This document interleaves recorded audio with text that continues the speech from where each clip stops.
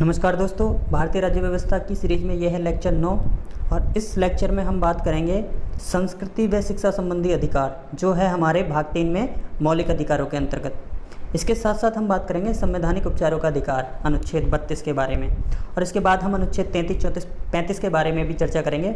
आज इस वीडियो में कुछ स्पेशल चीज़ें जोड़ी गई हैं। हम इस टॉपिक को क्लियर करने के बाद, टॉपिक को समझने के बाद कुछ इंपॉर्टेंट क्वेश्चन हल करेंगे जो पिछले सालों में पूछे गए हैं इसी टॉपिक से रिलेटेड, ताकि आप अपना मूल्यांकन कर सकें और आपको ये पता लग सके कि हाँ, ये जो टॉपिक हम पढ़ रहे हैं, वीडियो लेक्चर जो हम देख रहे हैं, इससे हम कितना समझ पा रहे हैं और जो क्वेश्चन पूछे जाते हैं आयोग के द्वारा, क्या हम उसको हल कर पा रहे हैं या अभी कुछ कमी है। तो चलिए शुरू करते हैं मेरे साथ। मेरा नाम है राहुल त्यागी, आप देख रहे हैं हमारा YouTube channel target civil service. देखिए दोस्तों, सबसे पहले हम पढ़ेंगे संस्कृति व शिक्षा संबंधी अधिकार अनुच्छेद 29 और 30 को। एक्चुअल में ये 29-30 में अल्पसंख्यकों के अधिकार हैं। हालांकि इसका टाइटल संस्कृति शिक्षा संबंधी अधिकार है, लेकिन ये किसकी शिक्षा और किसकी संस्कृति की बात करते हैं? जो अल्पसंख्यक वर्ग है। अब हमारे यहाँ अल्पसंख्यक वर्ग है कौन सा, ये संविधान में नहीं दिया, ये संविधान में मेंशन नहीं है। ये बाद में हम बताएंगे कि किसको अल्पसंख्यक वर्ग के तहत रखा गया है। अभी आप ये जान लीजिए कि अनुच्छेद 29 जो है वो अल्पसंख्यक वर्गों के हितों का संरक्षण करता है। इसमें दो बात कही गई हैं। पहली बात जो इसमें कही गई है वो कही गई है कि भारत के राज्य क्षेत्र या उसके किसी भाग के निवासी नागरिक के किसी अनुभाग को जिसकी अपनी विशेष भाषा, लिपि या संस्कृति है, उसे बनाए रखने का उसको अधिकार होगा। इसका मतलब क्या है? इसका मतलब ये है कि यदि कुछ व्यक्तियों का ऐसा समूह है, अनुभाग का मतलब है, देखिए धर्म मजहब तो बहुत बड़ी चीज़ है। किसी धर्म में बहुत सारे अनुभाग हो सकते हैं, मत हो सकते हैं, बहुत सारे संप्रदाय हो सकते हैं। तो इस तरीके से यदि कोई मत संप्रदाय है तो उसकी यदि अपनी भाषा है, अलग भाषा है, अपनी अलग लिपि है या अपनी अलग संस्कृति है, तो उसको बचाए रखने का, उसको बनाए रखने का अधिकार होगा। राज्य उससे ये अधिकार उसका नहीं छीन सकता। वो अपनी भाषा के लिए आंदोलन भी कर सकता है, अपनी संस्कृति को बचाए रखने के लिए वो मौलिक अधिकारों के तहत सुप्रीम कोर्ट भी जा सकता है। दूसरी बात क्या है अनुच्छेद 29 में? दूसरी बात ये है, इसमें ये कहा गया है कि राज्य द्वारा पोषित, यानी राज्य के द्वारा चलाया गया या फिर जो राज्य निधि से सहायता प्राप्त करता है, ऐसा कोई भी शिक्षण संस्थान है, उसमें किसी भी व्यक्ति को, किसी भी नागरिक को सिर्फ धर्म, मूल वंश, जाति, भाषा या इनमें से किसी के आधार पर नहीं रोका जाएगा। यानी इनमें से किसी आधार पर उसको प्रवेश से वंचित नहीं किया जाएगा। ठीक है, समझ में आया? अनुच्छेद 29। अब देखिए अनुच्छेद 30 क्या कहता है। अनुच्छेद 30 का जो टाइटल है वो है शिक्षा संस्थाओं की स्थापना और प्रशासन करने का अल्पसंख्यक वर्गों को अधिकार। बहुत महत्वपूर्ण इंपॉर्टेंट आर्टिकल है ये। इस पे अभी पिछले कुछ दिनों से थोड़ा सा डिबेट भी चलनी शुरू हुई है कि अल्पसंख्यकों को अपने शिक्षण संस्थान खोलने का अधिकार है, तो बहुसंख्यकों को क्यों नहीं है? तो देखिए, ये अधिकार अल्पसंख्यकों को इसलिए दिए गए हैं ताकि उनके हितों की रक्षा की जा सके। अल्पसंख्यक वही होता है जो सीधी सीधी बात है कि संख्या में कम होता है। अल्पसंख्यक का मतलब क्या? संख्या में कम। और दूसरी तरफ कौन है? बहुसंख्यक, जो संख्या में ज़्यादा हैं। तो जहाँ अल्पसंख्यक और बहुसंख्यक दोनों लोग होते हैं तो अल्पसंख्यक हमेशा एक डर में रहते हैं। ये मानना था हमारी संविधान सभा के लोगों का, जो संविधान निर्माता थे, कि अल्पसंख्यकों को स्पेशल कुछ राइट्स दिए जाएँ ताकि बहुसंख्यक कहीं ना कहीं उनको, उनका शोषण ना कर पाएँ, उनको दबा ना पाएँ। इसलिए स्पेशल राइट्स उनको दिए गए हैं अनुच्छेद 29 और 30 के तहत। तो 30 में क्या लिखा है? 30 में देखिए दो बातें हैं। पहली बात तो ये है कि धर्म भाषा पर आधारित सभी अल्पसंख्यक वर्ग, ये बहुत ध्यान से सुने, धर्म और भाषा दो चीज़ें हैं। किस आधार पर डिफाइन किया गया अल्पसंख्यक को? धर्म के आधार पर या भाषा के आधार पर? धर्म के आधार पर जो संख्या में कम हो या भाषा के आधार पर जो संख्या में कम हो।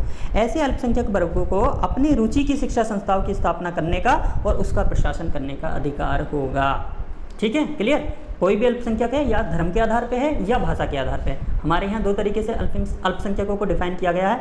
और कितने वर्ग हैं आज के टाइम, अगर मैं आपसे पूछूं अल्पसंख्यक कैटेगरी में जो आते हैं भारत में, तो वो हैं मुस्लिम, सिख, बौद्ध, जैन, पारसी और ईसाई। ये सारे अल्पसंख्यक हैं। हिंदू बहुसंख्यक हैं और बाकी सब अल्पसंख्यक हैं। अल्पसंख्यक की कोई परिभाषा हमारे संविधान में नहीं लिखी है, लेकिन सुप्रीम कोर्ट ने ये कहा है कि जिनकी जनसंख्या भाषा के आधार पर या धर्म के आधार पर 50% से कम हो, वो अल्पसंख्यक वर्ग में रखे जा सकते हैं। तो ये सब जो मैंने नाम गिनवाए, ये सब अल्पसंख्यक हैं आज के समय भारत में। तो ये क्या कर सकते हैं, अपने पसंद की शिक्षण संस्था चला सकते हैं और उनका प्रशासन भी खुद कर सकते हैं, राज्य उसमें हस्तक्षेप नहीं करेगा।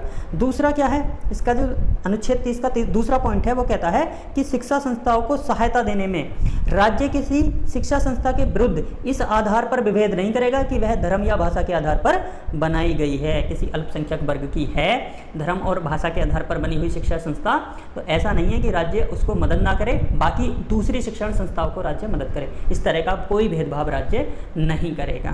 क्लियर हुआ?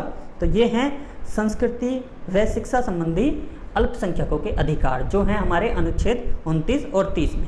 ठीक है, चलिए आगे चलते हैं। अब देखिए, ये हैं संवैधानिक उपचारों के अधिकार, अनुच्छेद 32 जो सबसे इंपॉर्टेंट है, सबसे महत्वपूर्ण अनुच्छेद है, क्योंकि ये जितने भी अधिकार हम पढ़ते चले आ रहे हैं, अभी तक हमने कितने मौलिक अधिकारों के बारे में पढ़ लिया? हमने पढ़ लिया समता का अधिकार, स्वतंत्रता का अधिकार, इसके अलावा शोषण के विरुद्ध अधिकार पढ़ लिया हमने धर्म की स्वतंत्रता का अधिकार पढ़ लिया, और अभी अभी हमने पढ़ा था भाषा और संस्कृति का अधिकार। तो हमने 5 अधिकार पढ़ लिए, और ये छठा जो अधिकार है ये उन सबको प्रोटेक्शन देता है। अगर ये ना हो तो उन अधिकारों का कोई भी महत्व नहीं है। इसलिए अनुच्छेद 32 को डॉक्टर भीमराव अम्बेडकर ने संविधान की आत्मा कहा है, ये मैंने नीचे नोट करके लिखा भी है। और इसके अलावा इसको संविधान का हृदय भी कहा जाता है, तो ये बहुत इंपॉर्टेंट है। अब देखिए इसमें है क्या, अनुच्छेद 32 में है क्या, संवैधानिक उपचारों का अधिकार ये हमें कैसे देता है। देखिए अनुच्छेद 32 का जो पहला भाग है, क्लॉज 1 है, उसमें लिखा हुआ है, इस भाग द्वारा प्रदत्त अधिकारों को प्रवर्तित कराने के लिए समुचित कार्यवाही द्वारा उच्चतम न्यायालय में समावेदन करने का अधिकार प्रत्याभूत किया जाता है। अब मैं आसान भाषा में आपको बता देता हूँ। इसमें यह लिखा है कि जो भी मूल अधिकारों के तहत आपको अधिकार दिए गए हैं, यदि उन अधिकारों का हनन होता है तो आपको उच्चतम न्यायालय में याचिका दायर करने का अधिकार दिया गया है। आप उच्चतम न्यायालय जा सकते हैं अपने मौलिक अधिकारों के हनन के संबंध में। ठीक, अब देखिए दूसरा क्लॉज क्या कहता है, इस भाग में प्रदत्त अधिकारों में से किसी को परिवर्तित कराने के लिए उच्चतम न्यायालय को ऐसे निर्देश या आदेश या रिट जिनके अंतर्गत बंदी प्रत्यक्षीकरण, परमादेश, प्रतिषेध, अधिकार परीक्षा, उत्प्रेषण, 5 हैं, ये बहुत इंपॉर्टेंट है, इनके बारे में आगे डिटेल से पढ़ेंगे, जो भी समुचित हो निकालने की शक्ति होगी। ठीक, आसान भाषा में मैं आपको बता रहा हूँ। पहला क्लॉज कह रहा था कि आप अपने मौलिक अधिकारों का हनन होने पर सुप्रीम कोर्ट जा सकते हैं। दूसरे में कहा है कि सुप्रीम कोर्ट यदि आपके मौलिक अधिकारों का हनन हुआ है तो इनमें से जो ये 5 नाम हैं, बंदी प्रत्यक्षीकरण, परमादेश, प्रतिषेध, अधिकार परीक्षा और उत्प्रेषण, कोई सी भी रिट जारी कर सकता है। जिस तरीके का आपका मौलिक अधिकार का हनन हुआ है उसी आधार पर इनमें से कोई सी भी जो उसको उचित लगे रिट निकालेगा। ठीक है, क्लियर हुआ? अब देखिए इसका क्लोज 3 क्या कहता है। क्लोज 3 कहता है कि उच्चतम न्यायालय को खंड 1 और खंड 2 द्वारा प्रदत्त शक्तियों पर प्रतिकूल प्रभाव पड़े बिना संसद उच्चतम न्यायालय द्वारा खंड 2 के अधीन प्रयुक्त किन्हीं या सभी शक्तियों के लिए अन्य न्यायालयों को अधिकारिता स्थानीय सीमाओं के भीतर प्रयोग करने की विधि द्वारा सशक्त शक्ति दे सकती है। इसका मतलब क्या है? इसका मतलब ये है कि देखिए उच्चतम न्यायालय को जो रिट जारी करने का अधिकार दिया है वो 32 के 2 ने दिया है, और हाई कोर्ट भी रिट जारी करता है, लेकिन हाई कोर्ट जो रिट जारी करता है वो अनुच्छेद 32 के तहत नहीं करता। मैंने यहाँ नीचे लिख भी दिया है, हाई कोर्ट जो रिट जारी करता है वो अनुच्छेद 226 के तहत करता है। लेकिन इसमें 32 के क्लॉज 3 में ये कहा गया है कि संसद यदि चाहे तो सुप्रीम कोर्ट की शक्तियों पर कोई भी प्रतिकूल प्रभाव डाले बिना, यानी सुप्रीम कोर्ट की शक्ति तो रहेंगी ही रहेंगी, रिट जारी करने का सुप्रीम कोर्ट का अधिकार तो रहेगा ही, उसको संसद नहीं छीन सकती। लेकिन संसद क्या कर सकती है कि इनमें से कुछ रिट जारी करने का या फिर सभी रिट जारी करने का अधिकार अधीनस्थ न्यायालयों को भी दे सकती है, संसद यदि विधि बनाकर ऐसा करना चाहे तो। यानी अभी प्रेजेंट में क्या है, कोई ऐसी विधि नहीं है, संसद ने नहीं बनाई है, तो रिट जारी कौन करेगा? अनुच्छेद 32 के तहत करेगा हमारा सुप्रीम कोर्ट, अनुच्छेद 226 के तहत करेगा हमारा हाई कोर्ट। लेकिन यदि संसद चाहे तो विधि बनाकर जो और छोटे न्यायालय हैं, जैसे जिला न्यायालय है या उसके अधीनस्थ न्यायालय हैं, उनको भी रिट जारी करने का अधिकार संसद दे सकती है। ठीक है, क्लियर हो गया? अब देखिए 32 का क्लोज 4 क्या कहता है? ये कहता है इस संविधान द्वारा अन्यथा उपबंधित के सिवाय इस अनुच्छेद द्वारा प्रत्याभूत अधिकार निलंबित नहीं किया जाएगा। इसका सीधा सीधा मतलब ये है कि ये जो अनुच्छेद 32 है, अनुच्छेद 32 के तहत जो आपको अधिकार मिले हैं इनको निलंबित नहीं किया जा सकता, क्योंकि यदि अनुच्छेद 32 को ही निलंबित कर दिया तो फिर सारे मौलिक अधिकारों का कोई फायदा नहीं है, और वो मौलिक अधिकार हमको मिले या ना मिले इसकी कोई गारंटी नहीं है। तो 32 जो है अनुच्छेद 32 इसको हम निलंबित, इसको राज्य निलंबित नहीं कर सकता, इसका कहने का मतलब ये है। और सुप्रीम कोर्ट ने अपने डिसीजन में अनुच्छेद 32 को संविधान का मौलिक ढांचा भी माना है। मैंने यहाँ लिखा है नोट में, सुप्रीम कोर्ट ने अनुच्छेद 32 को संविधान का क्या माना है? मौलिक ढांचा।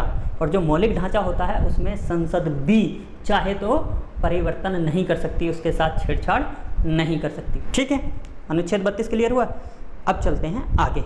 अब देखिए इससे आगे जो है अनुच्छेद 33, 34, 35 इनको भी पढ़ना बहुत जरूरी है। अक्सर हम क्या करते हैं 32 के बाद छोड़ देते हैं, मूल अधिकार खत्म, हमने 6 के 6 मौलिक अधिकार पढ़ लिए, उसके बाद हम सीधे चले जाते हैं राज्य के नीति निर्देश तत्वों पे। लेकिन हम एक निगाह डालेंगे अनुच्छेद 33, 34, 35 पर भी, क्योंकि वो भी बहुत इंपॉर्टेंट है, उनसे भी सवाल बन सकता है। और देखिए अभी हमने 30 पढ़ा था, 29 और 30 पढ़ा, हम 31 को जंप करके आगे सीधे 32 पर। तो आप सोच रहे होंगे कि 31 क्यों छोड़ दिया, तो मैं आपको बता दूं 31 में था हमारा संपत्ति अर्जित करने का अधिकार, जो हमारा 7वां मौलिक अधिकार था, और मैं पहले भी बता चुका हूँ, उसको खत्म कर दिया गया है, उसको हटा दिया गया है, और अब उसको मौलिक अधिकार की जगह विधिक अधिकार बना दिया गया है। उसको अनुच्छेद 300 का जोड़कर उसमें लिख दिया गया है, इसलिए हमने 31 को छोड़ दिया है। वैसे तो 31 के साथ और भी अनुच्छेद हैं, 31A है, 31B है, 31C है, लेकिन वो बहुत ज़्यादा इंपॉर्टेंट नहीं है, इसलिए हमने 31 तो हट ही गया है, 31A, B, C को भी छोड़ दिया है, उससे क्वेश्चन जनरली बनते नहीं है। और हमने सीधा अनुच्छेद 32 पढ़ा है, और अब हम 33, 34, 35 भी पढ़ेंगे। ठीक है, लेकिन 33, 34, 35 पढ़ने से पहले हम थोड़ा सा इन 5 चीज़ों के बारे में, जो ये रिट हैं, याचिकाएं हैं, बंदी, प्रत्यक्षीकरण, परमादेश, प्रतिषेध, अधिकार परीक्षा और उत्प्रेषण, ये बहुत इंपॉर्टेंट है, इनसे बहुत क्वेश्चन पूछता है, तो इनके बारे में और थोड़ा थोड़ा जान लेते हैं। चलिए देखिए, अनुच्छेद 32 के तहत उच्चतम न्यायालय ये 5 रिट जारी करता है, अनुच्छेद 226 के तहत उच्च न्यायालय भी ये 5 रिट जारी करता है। अब अंतर क्या है उच्च न्यायालय और उच्चतम न्यायालय में, थोड़ा सा समझ लीजिए। देखिए कहा जाता है कि रिट जारी करने का जो अधिकार है वो उच्च न्यायालय का ज़्यादा है उच्चतम न्यायालय से, इस तरीके का भी क्वेश्चन पूछा गया। अब मैं आपको क्लियर करा रहा हूँ क्यों है। देखिए उच्चतम न्यायालय सिर्फ मौलिक अधिकारों के उल्लंघन के मामले में ही रिट जारी करता है। यदि आपका कोई मौलिक अधिकार का हनन हुआ है तब आप उच्चतम न्यायालय जाएंगे और वो अनुच्छेद 32 के तहत इनमें से कोई एक जो सुटेबल होगी वो रिट जारी कर देगा। लेकिन यदि आपका मौलिक अधिकार का उल्लंघन नहीं हुआ है, किसी विधिक अधिकार का उल्लंघन हुआ है, तब आप सुप्रीम कोर्ट नहीं जाएंगे, तब सुप्रीम कोर्ट आपकी कोई मदद नहीं करेगा। तब आप कहाँ जाएंगे? आप हाई कोर्ट जाएंगे, संबंधित हाई कोर्ट जाएंगे। हाई कोर्ट अनुच्छेद 226 के तहत उस विधिक अधिकार के लिए भी इनमें से कोई भी रिट जारी कर सकता है। अब विधिक अधिकार वो कैसा होगा? जैसे मैंने अभी बताया कि संपत्ति का अधिकार पहले मौलिक अधिकार था, अब विधिक अधिकार है। यदि आपका संपत्ति के अधिकार का हनन होता है तो आप आज भी कोर्ट में जा सकते हैं, लेकिन कहाँ जाएंगे? आप आज सुप्रीम कोर्ट नहीं जाएंगे, फिर आज आप हाई कोर्ट में जाएंगे और 226 के तहत हाई कोर्ट इनमें से कोई एक रिट निकालेगा। तो समझ गए? क्लियर हुआ? हाई कोर्ट की रिट निकालने की जो अधिकार है वो सुप्रीम कोर्ट से इसलिए ज़्यादा कहा जाता है क्योंकि वह मौलिक अधिकारों को छोड़कर बाकी अधिकारों के लिए भी रिट जारी कर सकता है, जबकि सुप्रीम कोर्ट सिर्फ मौलिक अधिकारों का उल्लंघन होने पर ही रिट जारी करता है। इसके अलावा एक चीज़ और है, एक अंतर और है, जो हाई कोर्ट का रिट जारी करने का अधिकार है वो विवेकपूर्ण है, उसके विवेक पर निर्भर करता है कि वो रिट जारी करे या ना करे, जबकि सुप्रीम कोर्ट का जो रिट जारी करने का अधिकार है वो जरूरी है, वो कंपलसरी है। सुप्रीम कोर्ट रिट जारी करेगा ही करेगा यदि आपके मौलिक अधिकारों का हनन हुआ है तो। इसीलिए सुप्रीम कोर्ट को कहा जाता है मौलिक अधिकारों का संरक्षक, ना कि हाई कोर्ट को। ठीक है, क्लियर हुआ? तो देखिए अब इन रिटों के बारे में थोड़ा सा देख लेते हैं। देखिए रिट का मतलब होता है विशेष अधिकार, वैसे तो अंग्रेजी हिंदी दोनों में इसको रिट ही बोलते हैं, लेकिन रिट का वैसे मतलब है विशेष अधिकार। ये विशेष अधिकार है हमारे सुप्रीम कोर्ट और हाई कोर्ट के पास। 5 तरह के विशेष अधिकार हैं, 5 तरह के रिट हैं। बंदी प्रत्यक्षीकरण के बारे में समझ लेते हैं पहले, ये क्या है? इसको अंग्रेजी में बोलते हैं हैवियस कॉर्पस। कई बार अंग्रेजी के क्वेश्चन ऐसे देता है कि अंग्रेजी का ही शब्द लिख देता है हिंदी भाषा में भी, तो आपको अंग्रेजी पता होनी चाहिए। हैवियस कॉर्पस, हैवियस कॉर्पस में क्या होता है? यदि किसी व्यक्ति को बंदी बनाया जाता है, देखिए इसका शाब्दिक अर्थ ये है, बंदी प्रत्यक्षीकरण का शाब्दिक अर्थ है कि उस बंदी को प्रत्यक्ष कीजिए, हमारे सामने लेके आइए। तो यदि किसी व्यक्ति को बंदी बना लिया जाता है, अब बंदी वो चाहे तो राज्य के द्वारा बनाया गया हो, चाहे वो किसी प्राइवेट संस्था के द्वारा बनाया गया हो, किसी के भी द्वारा बनाया गया हो, हैं, राज्य के द्वारा, पुलिस के द्वारा, या फिर किसी प्राधिकरण के द्वारा, किसी कंपनी के द्वारा, किसी व्यक्ति के द्वारा, किसी के भी द्वारा यदि किसी व्यक्ति को बंदी बनाया जाता है तो सुप्रीम कोर्ट या हाई कोर्ट बंदी प्रत्यक्षीकरण रिट जारी करता है, जिसका मतलब होता है कि उस व्यक्ति को सशरीर हमारे सामने इतने समय में आप उपस्थित कीजिए। और फिर सुप्रीम कोर्ट या हाई कोर्ट ये देखता है कि इसको बंदी क्यों बनाया गया है। बंदी बनाने का यदि वाजिब कारण है तब तो ठीक है, अन्यथा फिर उसको वो बरी करने का आदेश देता है। लेकिन यदि हाई कोर्ट या सुप्रीम कोर्ट को पता चलता है कि बंदी बनाए हुए व्यक्ति ने न्यायालय की अवमानना की है या फिर किसी विधानमंडल की अवमानना की है, तो उसके लिए वो ये वाली रिट जारी नहीं करेगा। या फिर उसकी हिरासत कानून सम्मत हो। कानून सम्मत का मतलब है कि जैसे मान लीजिए वो कोई देशद्रोही है, आतंकवादी है, उसको किसी निवारक निरोध कानून के तहत उसको जो है डिटेन किया गया है, ये बताए पुलिस की इसको हमने जो रासुका के तहत जो है गिरफ्तार किया है, तब भी इस तरह की रिट वो जारी नहीं करेगा। या फिर न्यायालय ने खुद उसके गिरफ्तारी का आदेश दिया हो, तब भी वो इस तरह की रिट जारी नहीं करेगा। ठीक है, क्लियर हो। दूसरा है देखिए परमादेश। परमादेश का मतलब होता है हम आदेश देते हैं, यानी हमारा ये आदेश है। इसको अंग्रेजी में कहते हैं मैंडेमस। तो मैंडेमस कब जारी किया जाता है? मैंडेमस किसी संवैधानिक पद पर बैठे व्यक्ति या फिर सरकारी पद पर बैठे व्यक्ति के खिलाफ जारी किया जाता है। और मैंडेमस के द्वारा, परमादेश के द्वारा उससे ये पूछा जाता है, उससे ये कहा जाता है कि आप अपने कर्तव्यों का निर्वहन क्यों नहीं कर रहे हैं, आप इस काम को क्यों नहीं कर रहे हैं। या फिर ऐसा भी हो सकता है कि उससे कहा जाए कि आपने ये काम क्यों किया है। यानी यदि कोई संवैधानिक व्यक्ति या कोई सरकारी व्यक्ति अपने कर्तव्यों का पालन नहीं करता है, अपने अधिकार क्षेत्र से बाहर जाकर काम करता है, तो फिर इस तरह की रिट जारी की जाती है, जिसमें उसको ये बताना होता है कि वो ऐसा क्यों कर रहा है या फिर ऐसा वो क्यों नहीं कर रहा है, जबकि उसको ये करना चाहिए। ठीक है, क्लियर हुआ। ये जो परमादेश है ये ऐसे कार्यों के प्रति जारी नहीं किया जाता जो विवेकपूर्ण कार्य हों। जैसे राष्ट्रपति की अपनी विवेकपूर्ण शक्तियाँ होती हैं, राज्यपाल की विवेकपूर्ण शक्तियाँ होती हैं, तो राष्ट्रपति और भारत के राज्यपालों के विरुद्ध ये परमादेश जारी नहीं किया जाता है। ये भी आपको याद रखना। अब देखिए अगला है प्रतिषेध। प्रतिषेध क्या है? ये है प्रोहिबिशन। प्रोहिबिशन क्या है? देखिए यदि अधीनस्थ न्यायालय या फिर कोई अधिकरण है या फिर कोई अर्ध न्यायिक अधिकरण है, प्राधिकरण है, इस तरह का कोई भी न्यायालय है, न्यायिक है चाहे अर्ध न्यायिक है, यदि अपने अधिकार क्षेत्र से बाहर जाकर कोई कार्य करने की कोशिश करता है, यानी मान लीजिए कोई छोटी अदालत है, डिस्ट्रिक्ट कोर्ट है, उसने कोई ऐसे मामले की सुनवाई अपने यहाँ करनी शुरू कर दी है जो उसके अधिकार क्षेत्र में नहीं है, जिसमें वो कर ही नहीं सकता, वो हाई कोर्ट ही कर सकता है, सुप्रीम कोर्ट ही कर सकता है, तो फिर हाई कोर्ट या सुप्रीम कोर्ट इस तरह का प्रतिषेध रिट जारी करता है और उससे ये कहा जाता है, उस न्यायालय से या उस अधिकरण से, ट्रिब्यूनल से ये कहा जाता है कि ये जो काम आप कर रहे हैं इसको तुरंत रोकिए। प्रतिषेध का मतलब है रोकना, क्योंकि ये आपके न्याय क्षेत्र से बाहर है। लेकिन इसमें ध्यान रखें, प्रतिषेध प्रशासनिक प्राधिकरणों, विधायी निकायों या फिर कोई इंडिविजुअल व्यक्ति है, प्राइवेट व्यक्ति है, उसके खिलाफ जारी नहीं की जाती। अब देखिए अगला है उत्प्रेषण। उत्प्रेषण की अंग्रेजी है सर्टियोररी। ये क्या है? देखिए इसमें यह होता है कि जब अधीनस्थ न्यायालय अपने कार्य क्षेत्र से बाहर जाकर या फिर किसी मामले में कोई गलत सुनवाई करके गलत निर्णय दे देता है और ये सूचना पीड़ित व्यक्ति के द्वारा सुप्रीम कोर्ट या हाई कोर्ट को दी जाती है, तो फिर सुप्रीम कोर्ट या हाई कोर्ट उस पीड़ित के पक्ष में उत्प्रेषण रिट जारी करता है, जिसमें नीचे का जो न्यायालय है, जो अधीनस्थ न्यायालय है, उसका जो निर्णय है उस पर रोक लगाई जाती है, उसके निर्णय को रद्द किया जाता है। और इसमें यह ध्यान रखें, इसमें 1991 से प्रशासनिक प्राधिकरण भी शामिल कर लिए गए हैं, यानी कि उत्प्रेषण प्रशासनिक प्राधिकरणों के खिलाफ भी जारी किया जा सकता है 1991 से। ठीक है, तो ये लगभग प्रतिषेध और उत्प्रेषण लगभग कुछ एक जैसी हैं। इनमें अंतर क्या है? अंतर ध्यान रखें।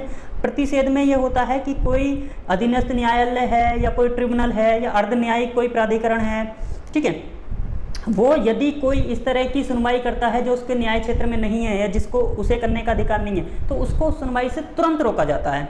लेकिन उत्प्रेषण में क्या होता है कि वो सुनवाई पूरी कर चुका होता है, वो अपना डिसीजन भी दे चुका होता है, लेकिन उसके निर्णय को इम्प्लीमेंट होने से पहले यदि पीड़ित अपना पक्ष लेकर जाता है उच्च न्यायालय में या सर्वोच्च न्यायालय में, तो ये उत्प्रेषण उसके निर्णय को, जो निचली अदालत है, जो ट्रिब्यूनल है, जो प्रशासनिक प्राधिकरण भी आते हैं इसमें, प्रशासनिक प्राधिकरण है या कोई अधिकरण है, उसके निर्णय को रोकने के लिए, रद्द करने के लिए जारी किया जाता है। ठीक है, क्लियर हुआ।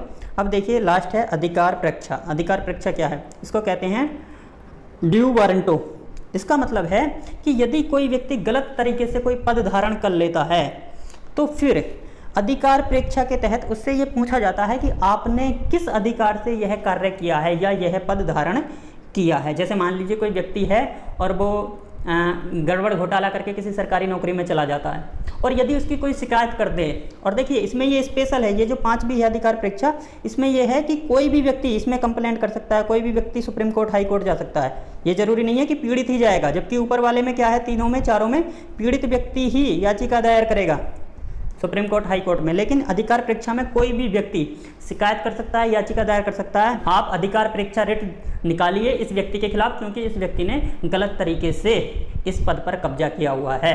तो फिर हाई कोर्ट या सुप्रीम कोर्ट अधिकार प्रेक्षा रिट निकालता है और उस व्यक्ति को तलब करता है और उससे पूछता है कि सिद्ध कीजिए आपने किस आधार पर यह पद धारण किया है। क्लियर हुआ? चलिए, ये हैं 5 रिट, बहुत इंपॉर्टेंट हैं, कई बार क्वेश्चन पूछा जाता है। आपको सबके नाम पता होने चाहिए और थोड़ा थोड़ा इनके बारे में भी जानकारी होनी चाहिए, ताकि अगर क्वेश्चन में कोई सिचुएशन दे दे और आपसे पूछ ले बताइए किस तरह की रिट जारी की जाएगी, तो आप अनुमान लगा सकें कि ये रिट इसलिए है, ये इसलिए है, ये क्लियर। चलिए आगे चलते हैं। अब पढ़ेंगे हम अनुच्छेद 33, 34 और 35 के बारे में। अब देखिए 3 अनुच्छेद हैं, 33, 34, 35, इनके बारे में भी थोड़ा थोड़ा जानना जरूरी है। अनुच्छेद 33 क्या कहता है? देखिए अनुच्छेद 32 में हम पढ़ के आए हैं संवैधानिक उपचारों का अधिकार, लेकिन जो हमारे मूल अधिकार हैं ये सभी को नहीं मिलते हैं।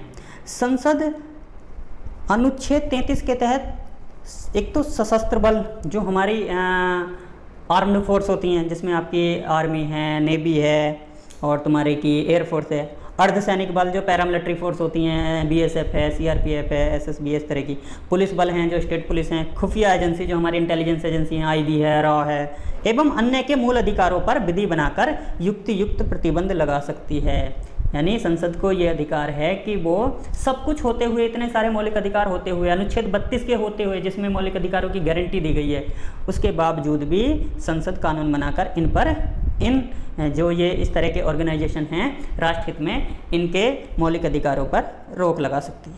ठीक है, लेकिन इस तरह की जो विधि बनाने का अधिकार होगा वो सिर्फ संसद को होगा, ना कि राज्य विधानमंडल को। ये भी क्लियर कर दिया गया है। और इस तरह संसद द्वारा बनाए गए कानून को किसी न्यायालय में भी इस आधार पर चुनौती नहीं दी जा सकती कि भाई मेरा मौलिक अधिकार खत्म हो रहा है, मेरे मौलिक अधिकारों का हनन हो रहा है। ये भी बात इसमें साफ साफ लिख दी गई है। क्लियर हुआ? अब देखिए अनुच्छेद 34 में क्या है। 34 कहता है संसद विधि द्वारा किसी राज्य की सेवा में किसी व्यक्ति की या किसी अन्य व्यक्ति की किसी ऐसे कार्य के संबंध में क्षतिपूर्ति कर सकेगी जो उसने भारत के राज्य क्षेत्र के भीतर किसी ऐसे क्षेत्र में जहां सेना विधि प्रवृत्त थी, सेना विधि का मतलब है मार्शल लॉ, ठीक है, व्यवस्था के बनाए रखने या पुनः स्थापन के संबंध में किया है। अब इसका आसान भाषा में मतलब समझा दे रहा हूँ कि यदि किसी क्षेत्र में भारत राज्य के अंतर्गत मार्शल लॉ लगा दिया जाता है, मार्शल लॉ होता है सेना का बनाया गया कानून, अभी तक नहीं लगा है हमारे देश में, ठीक है, और ये इनसे सबसे अलग होता है जो आपके दिमाग में घूम रहा होगा, राष्ट्रीय आपात, वित्तीय आपात, ये राष्ट्रपति शासन, इससे कोई मतलब नहीं होता।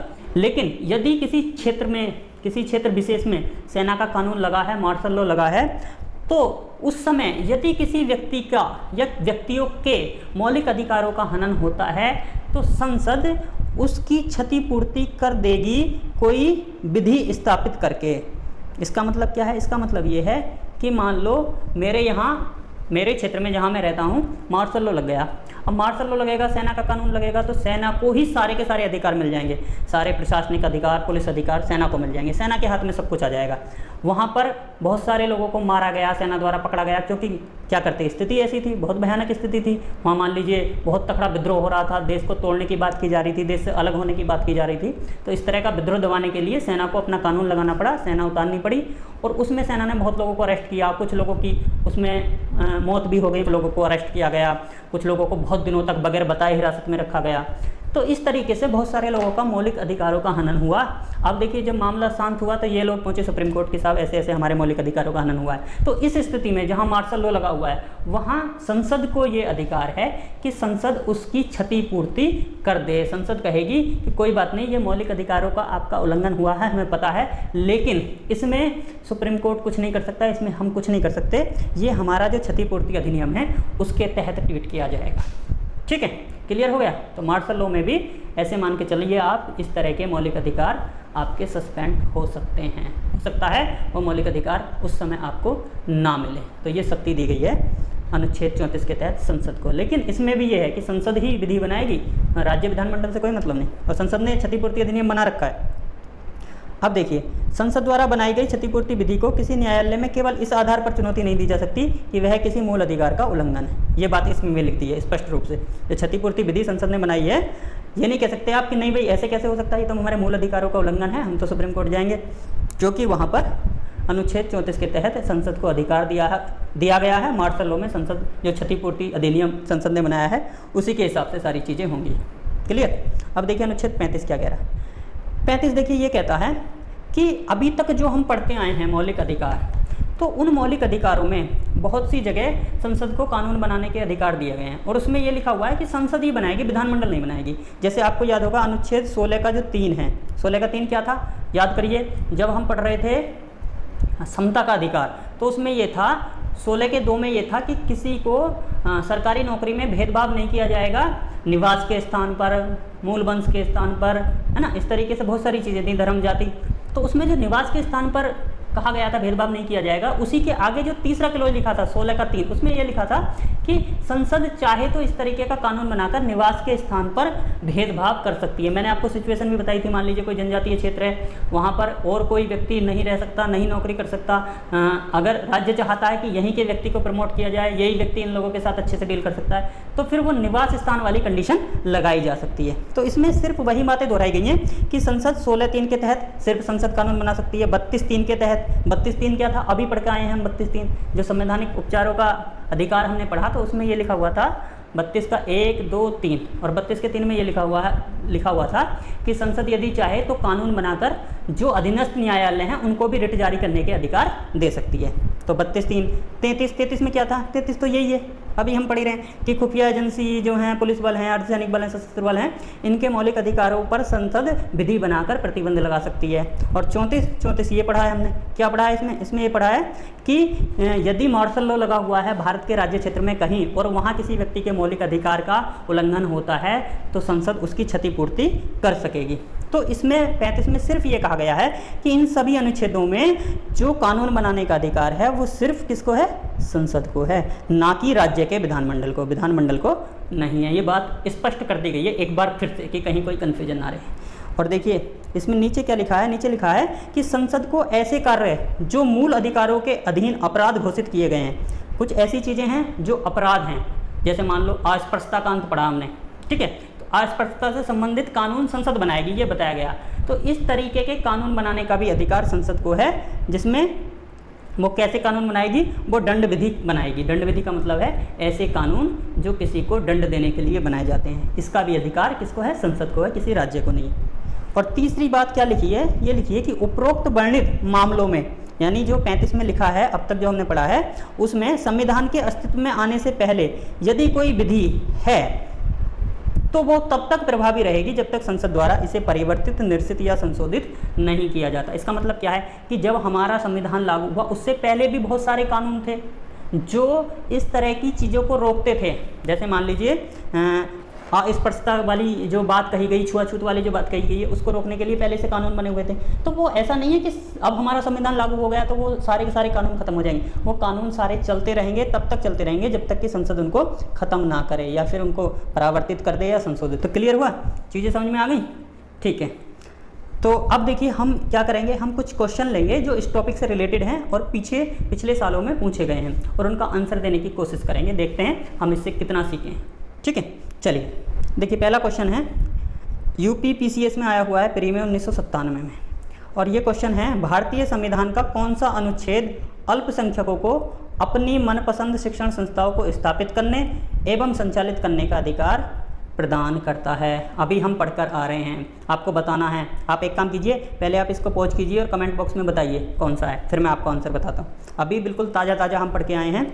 कौन सा अनुच्छेद है जो हमारा भाषा संस्कृति का अधिकार है, उसमें अल्पसंख्यकों को दिया गया है अपनी पसंद की शिक्षण संस्थाओं को बनाने और संचालित करने का यानी प्रशासन करने का अधिकार, वो है हमारा अनुच्छेद 30 में, ठीक है, क्लियर।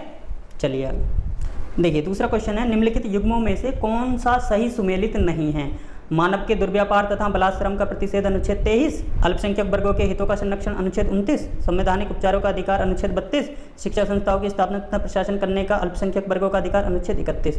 अब देखिए आप कहेंगे ये तो पहले के हैं अनुच्छेद, आज तो हमने यही नीचे के 3 पढ़े हैं, 29, 32 और 31। चलो कोई बात नहीं, इन तीनों को ही आप देख लीजिए, तीनों से ही क्लियर हो जाएगा। वैसे 23 भी हमने पढ़ा है, इससे पहले वाले लेक्चर में पढ़ा है, लेकिन चलो छोड़ो 23 को, इन 3 को देखिए। तो अनुच्छेद 29 में हमने क्या पढ़ा? अल्पसंख्यक वर्गों के हितों का संरक्षण, ठीक है, यही बात पढ़ी है। संवैधानिक उपचारों का अधिकार बिल्कुल अभी हम पढ़ के आए हैं, अनुच्छेद 32 में पढ़ा है। शिक्षा संस्थाओं की स्थापना तथा प्रशासन करने का अल्पसंख्यक का अधिकार, अनुच्छेद 31 में नहीं पढ़ा। इससे पहले जो क्वेश्चन लगाया है उसमें क्या लगाया था हमने? 30 में है। 31 में तो था संपत्ति का अधिकार, वो हटा दिया गया है 44वें संविधान संशोधन से। क्लियर? तो इसका मतलब ये कह रहा कौन सुमेलित नहीं है, तो यही सुमेलित नहीं है, तो इसका आंसर क्या हो जाएगा? डी। बाकी ये भी सही होगा और सही है ये। मानव का दुर्व्यापार और बलात्श्रम अनुच्छेद 23 में हम पढ़ के आए, याद है। तो ये क्वेश्चन आया हुआ है यूपीपीसीएस मेंस में 2015 में, तो इस तरीके के क्वेश्चन पूछे जाते हैं। चलिए आगे देख लेते हैं। देखिए बहुत आसान सवाल है, यूपी लोअर सबऑर्डिनेट का एग्जाम जो होता है उसमें पूछा गया।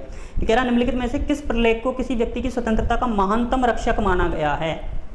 इसमें है परमादेश, उत्प्रेषण, बंदी प्रत्यक्षीकरण, प्रतिषेध। ये रिट हैं 4, इनके नाम दिए गए। अब इस तरीके का हमने कोई ऐसी बात तो अभी नहीं पढ़ी है, लेकिन हम थोड़ा सा सोचेंगे तो हमें इसका जवाब मिल जाएगा। इसमें से कौन सी रिट ऐसी है जो व्यक्ति की स्वतंत्रता की सबसे ज़्यादा रक्षा करती है? तो हम जब बंदी प्रत्यक्षीकरण पढ़ रहे थे तो मैंने आपको बताया था ये बहुत इंपॉर्टेंट है। क्यों इंपॉर्टेंट है? क्योंकि ये आदेश होता है कि व्यक्ति को जो हिरासत में रखा गया है उसको सशरीर हमारे सामने आप पेश कीजिए। और यदि बंदी प्रत्यक्षीकरण ना जारी किया जाए तो कोई भी किसी को कभी तक भी पकड़ के रखेगा, पुलिस भी मनमानी करेगी, 4 दिन 6 दिन महीने 2 महीने तक अरेस्ट कर लेगी, कोई भी किसी को बंदी बना लेगा। तो ये जो बंदी प्रत्यक्षीकरण है ये सबसे ज़्यादा हमारी स्वतंत्रता की रक्षा करती है, तो इसमें आएगा हमारा बी। क्लियर? चलिए अब देखिए पीसीएस के लेवल के सवाल मैंने आपको दिखा दिया। आईएएस प्री का सवाल है, ये 1999 में पूछा गया, बहुत आसान है, पढ़ते हैं क्या है। भारतीय संविधान मान्यता देता है, क्या मान्यता देता है? केवल धार्मिक अल्पसंख्यकों को, केवल भाषाई अल्पसंख्यकों को, धार्मिक भाषाई अल्पसंख्यकों को, धार्मिक भाषाई और नृजातीय अल्पसंख्यकों को। यानी भारतीय संविधान में अल्पसंख्यक किस आधार पर डिफाइन किए गए हैं? 2 आधारों पर अल्पसंख्यकों को डिफाइन किया गया, धार्मिक और भाषा दोनों। तो इसमें आ जाएगा हमारा आंसर सी। ठीक है, क्लियर हुआ? चलिए देखिए लास्ट सवाल है, बहुत इंपॉर्टेंट है, बड़ा अच्छा सवाल है। ये भी आईएएस प्री 2011 में आया हुआ है। इसी तरह के सवाल आईएएस में ज़्यादातर पूछे जाते हैं, बहुत ध्यान से पढ़ेंगे, आंसर लगाएं। ये कह रहा भारत के किसी धार्मिक संप्रदाय या समुदाय को यदि राष्ट्रीय स्तर पर अल्पसंख्यक वर्ग का दर्जा दे दिया जाता है तो वह किन विशेष लाभों का हकदार हो जाता है? यानी यदि किसी संप्रदाय को अल्पसंख्यक का दर्जा दे दिया जाता है, जैसे मैंने बताया कितने संप्रदायों को अल्पसंख्यकों का दर्जा है, मैंने नाम बताया आपको, मुस्लिम हो गए, बौद्ध हो गए, जैन हो गए, पारसी, ईसाई से, तो उसको क्या क्या लाभ मिलेंगे? देखिए पहला है यह है संप्रदाय समुदाय विशेष शैक्षणिक संस्थानों की स्थापना और संचालन कर सकता है। ठीक है, हम अभी पढ़ते हुए आ रहे हैं, हमने अभी पढ़ा अनुच्छेद 30 में क्या कर सकता है वो शिक्षण संस्थानों की स्थापना कर सकता है और उसका प्रशासन कर सकता है, ये उसको मिल जाएगा, बिल्कुल इस तरीके का लाभ मिलेगा। दूसरा, भारत के राष्ट्रपति स्वयं इस संप्रदाय समुदाय के एक प्रतिनिधि को लोकसभा में मनोनीत कर देते हैं। ये तो है नहीं, ये तो कहीं होता नहीं कि अल्पसंख्यक समुदाय के व्यक्ति को लोकसभा में मनोनीत किया जाए, नहीं करते ना। किसको करते हैं? एंग्लो इंडियन को करते हैं, 2 एंग्लो इंडियन को कर सकते हैं, वो भी करते नहीं। और अब वो भी चीज़ें खत्म कर दी गई हैं। अब देखिए एंग्लो इंडियन का भी कोई मनोनयन नहीं होगा, ये भी खत्म कर दिया गया है। लेकिन अभी तक क्या होता था, करते थे, 2 को करते थे एंग्लो इंडियन। लेकिन यहाँ ये बात कर रहा है अल्पसंख्यक वर्ग की, तो अल्पसंख्यक वर्ग के किसी भी व्यक्ति को लोकसभा में राष्ट्रपति द्वारा मनोनीत नहीं किया जाता, तो ये गलत है। तीसरा क्या है? तीसरा पढ़ ले। तीसरा है यह संप्रदाय समुदाय प्रधानमंत्री के 15 पॉइंट के तहत लाभ प्राप्त कर सकता है। अब ये 15 पॉइंट कार्यक्रम क्या है? ये देखिए करंट ओरिएंटेड क्वेश्चन है। अगर आप जैसे 2011 में आया हुआ है, तो 2011 में उस समय जो बच्चे पढ़ रहे थे, करंट पढ़ रहे थे, तो उन्हें पता होगा कि 15 सूत्री कार्यक्रम चलाया था उस समय मनमोहन सिंह ने, 2006 से शुरू हुआ था। ये अल्पसंख्यकों के लिए ही था, अल्पसंख्यक समुदायों के लिए 15 सूत्री कार्यक्रम चलाया जा रहा था 2006 से, और ये उस समय भी चल रहा था 2011 में जब ये क्वेश्चन पूछा गया। तो ये अगर हम करंट और जो कंसेप्ट है हमारा, उन दोनों को मिलाकर देखेंगे तब ये हमारा सवाल होगा। तो ये भी सही है, उस समय ये 15 सूत्रीय कार्यक्रम चल रहा था अल्पसंख्यकों के लिए। तो पहला सही है और तीसरा सही है, इस हिसाब से इसमें आ जाएगा आपका सी, केवल 1 और 3। ठीक है, क्लियर हुआ? चलिए 5 क्वेश्चन हमने किए। इसी तरीके से अब आगे के लिए भी जो टॉपिक है हमारा उससे रिलेटेड जो क्वेश्चन पूछे गए हैं उनमें से कुछ जो इंपॉर्टेंट क्वेश्चन हैं उनको हम हर लेक्चर में ऐड किया करेंगे। तो उम्मीद है आपको ये लेक्चर पसंद आया होगा। अगर पसंद आया है तो लाइक करें, शेयर करें और हमारे चैनल को सब्सक्राइब करें ताकि हमारे वीडियो कंटिन्यू आपको मिलते रहें। धन्यवाद।